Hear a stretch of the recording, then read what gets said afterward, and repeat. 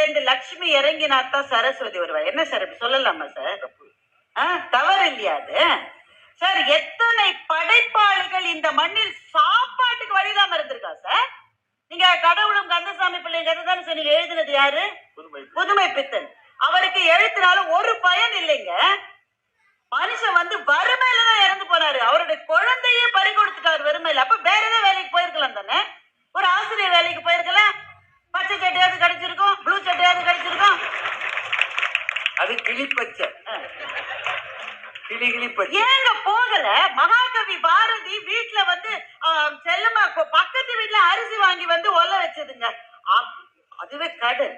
அதை எடுத்து குருவிக்கு போட்டுட்டாரு. அந்த அம்மாக்கு எவ்வளவு வயத்திருச்சலா இருக்கும்னு மாத்திரம் தயவு செஞ்சு யோசிச்சு பாருங்க. அப்ப இவர்கள் எல்லாம் இந்த வேலையை விட்டு விட்டு இன்னொரு வேலைக்கு ஏன் போகவில்லை? லட்சுமி தான் வரலையேன்னு சரஸ்வதி அவர்கள் கைவிடவில்லையே.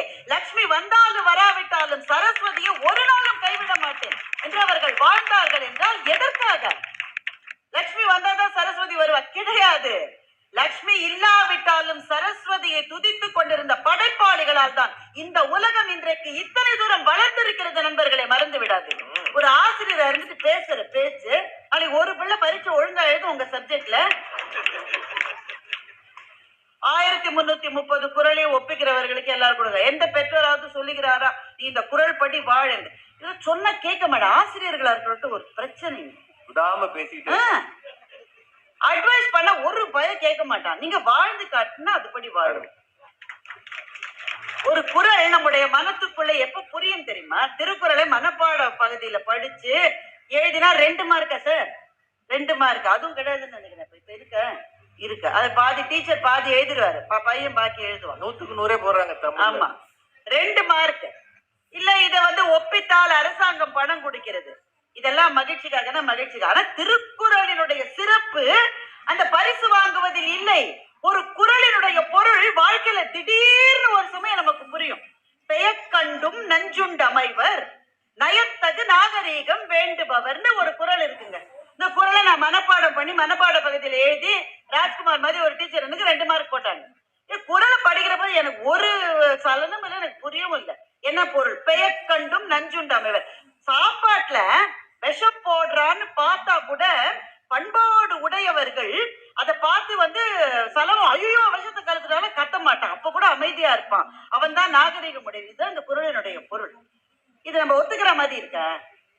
போடுற சாப்பாட்டுல மொத்த விஷம் கலந்துட்டா நம்ம வந்து நாகரீகம் கருதி சும்மாவா இருப்போம்? என் சாப்பாட்டுல இப்படித்தானே நம்ம சொல்லுவோம். இப்படிதான் இந்த குறளுக்கான பொருள் எனக்கு எப்போது புரிந்தது என்றால், எங்க நடுவர் ஒரு முறை நாங்க வெளிநாட்டுக்கு போயிருக்கோம். வெளிநாடுல இங்கதான் இந்தியாவில அகமதாபாத்துக்கு போயிருக்கோம். அகமதாபாத்ல ஒரு வீட்டுக்கு கூட்டிட்டு போய் சாப்பிட போனாங்க. அவங்க தமிழர்கள் தான். ஆனா ரொம்ப நாளா அந்த குஜராத்தி முறையிலேயே வாழ்ந்து தமிழ் சாப்பாடு அவங்களுக்கு தெரியவே இல்லை. ஆனா சாப்பிட கூப்பிட்டுட்டாங்க. எங்க நடுவருக்கு நம்ம இட்லி தோசை சோறு இதுதான் பிடிக்கும். அவருக்கு இந்த சப்பாத்தி அதுல ஏகப்பட்ட இதெல்லாம் போட்டு மசாலா ஐட்டம் எல்லாம் போட்டு ஒண்ணு பண்ணி வச்சிருந்தாங்க. அதை பார்த்த உடனே எனக்கு தெரிஞ்சிட்டு இவருக்கு இது சேராதுன்னு எனக்கு தெரிஞ்சது. தரையில வேற உட்கார அவங்களுக்கு பரிமாறுவது என்பது தெரியல. அவர் தரையில உட்கார கஷ்டப்படுறாரு. எங்க நடுவர் தரையில இலை போட்டிருக்கு. சாப்பாடு நான் போய் உட்காந்துட்டாரு. நானும் இவரு ஒருத்தர் முகத்தை ஒருத்தர் பாத்துக்கிறேன். நானும் ராஜா சார் இந்த இடம் சரியில்லையே, இந்த சாப்பாட்டை பார்த்தா இவ சாப்பிடுற மாதிரியே இல்லையே. அவர் சொல்ற கொண்டாங்க, அந்த சப்பாத்தி என்ன எடுங்க. ஒரு சப்பாத்தியே பிடிக்காது அவருக்கு. அந்த சப்பாத்தி எடுங்க. அந்த பொரியல் அப்பா சூப்பர்மா வைங்க வைங்க. அந்தப்பா நிறைய வைக்குது. நாங்க வந்து அவர் கையை பிடிச்சு இழுக்கிறோம். போறோம்னு நல்லா சாப்பிட்டுட்டு வெளியில வராரு. அன்றைக்கு சாயங்காலமே ஒரு உடம்பு சரியில்லை. அப்ப நாங்க சும்மா இருப்போமா? நாங்கதான் எல்லாம் தெரிஞ்ச ஆளு. எங்களுக்கு எங்களை பத்தி ஒரு கருத்து. அங்க நீங்க எதுக்காக சாப்பிட்டீங்க? நாங்கதான் வேண்டாம். சொன்னாரு, நான் சாப்பிடலன்னா அந்த வீட்டம்மா அந்த வீட்டு ஐயாட்ட அன்னைக்கு சாயங்காலமே உதப்பட்டிருக்குமா. ஏன்னா அந்த அம்மாவுக்கு அவ்வளவுதான் செய்ய தெரியும். அது தெரிஞ்சதா அது செஞ்சது. அதை எனக்கு கொடுத்து நான் இதெல்லாம் வேண்டாம் சொல்லியிருந்தேன்னா அந்த ஆள் அடிச்சிருப்பான். உனக்கு அறிவில்லை, பெரியவருக்கு இப்படி போய் நீ சாப்பாடு வச்சிருக்கேன். அந்த அம்மா அடி வாங்க கூடாதுன்றதுக்காக தான்ப்பா நான் சாப்பிட்டேன்னு சொன்னேன்.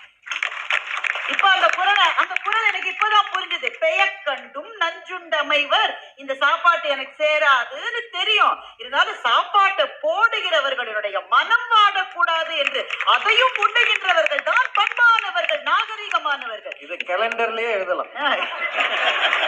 கேலண்டர்லயே எழுதலாம், ஆட்டோ பின்னாடி எழுதலாம், கருணாநிதியோட போன்லயும் எழுதலாம். தினம் பாத்துக்கீங்க. இப்போ குறள் படிப்பதற்காக மனப்பாடம் செய்வதற்காக என்பது அல்ல. அது ஏதோ ஒரு நாள் புரியும். சொன்னால ஒரு விதை எப்போது முளைக்கும் தெரியும். ஏதோ ஒரு நாள் புரியும். அப்படி புரிய வேண்டும் என்றால், வாழ்க்கையை தெரிந்து கொள்ள வேண்டும் என்றால், அந்த குறள் நமக்கு அவசியமாக தேவை. பெற்றவர்கள் எந்த தவறு செய்தாலும் பிள்ளைகள் மன்னிக்க மாட்டார்கள். ஆனால் பிள்ளைகள் எந்த தவறு செய்தாலும் பெற்றவர்கள் மன்னித்துக் கொண்டே இருப்பார்கள். எனக்கு இதுதான் இப்போது ஞாபகத்தில் இருக்கிறது. வாழ்க்கையை அந்த வாசிப்பிலிருந்து நாம் பெற்றுக் கொள்கிறோம் இல்லையா? வாழ்க்கையை பெறுகிறோம்னாக்க சிலப்பதிகாரத்தை பத்தில பேசலாமா சார்? நீங்க இந்த மண்ணுல படித்து மகிழவா சிலப்பதிகாரம்? கண்ணகி யார்? வீட்டை விட்டு வெளியில வர தெரியாத ஒரு பெண். எழ என்ற உடனே எழுந்து வந்தா சார். அவ கோவலனை நம்பி வந்தாள். ஒண்ணுமே தெரியாது கண்ணகிக்கு. மாதவிக்கு தான் எழுத படிக்க தெரியுமே தவிர கண்ணகிக்கு எழுத படிக்க கூட தெரியாது. இதுதான் சிலப்பதிகார கதை. மறந்துடாதீங்க. மாதவிக்கு தான் தெரியும். ஏனென்றால் அப்போது குடும்ப பெண்கள் படிப்பது என்ற வழக்கமே கிடையாது. அப்ப எழுத படிக்க தெரியாது. புது ஊரான மதுரைக்கு போயிருக்கா. உறவுக்காரங்க கிடையாது, நண்பர்கள் கிடையாது. ஒரே ஒரு துணையாக வந்த கணவனை கொண்டுட்டாங்க. அந்த பெண் என்ன செஞ்சிருக்கணும் நீங்க நினைக்கிறீங்க? அழுது புலம்பி நானும் உயிரை விடுக்க இப்படி செஞ்சாளாக? முகம் தெரியாத ஊரில் நீதி கேட்டு நின்றாள் கண்ணகி. கோவலன் இறந்த செய்தியை கேட்ட உடனே கண்ணகி கீழே விழுந்தாளாம். இளங்கோவடிகள் எழுதுகிறார். விழுந்த கண்ணகி வேறு, எழுந்து நின்ற கண்ணகி வேறு. விழுந்த கண்ணகி விஷயம் தெரியாதவள், எழுந்த கண்ணகி நீதிக்காக நின்ற பெண்.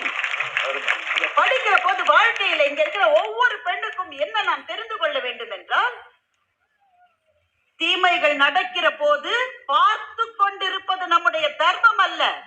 நம் பக்கத்தில ஒருவர் கூட இல்லை என்றாலும் நம்முடைய எதிர்ப்பு குரலை பதிவு செய்வதுதான் இந்த மண்ணினுடைய தர்மம் என்ற வாழ்க்கை பாடத்தை சிலப்பதிகாரம் சொல்லிக் கொடுக்கிறது என்றால், இந்த ஆசிரியர் சொல்லுகிறார் சும்மா படிச்சுட்டு ஜாலியா இருக்கிறதுக்கு. இதெல்லாம் அனிருத்தோட மியூசிக்கா?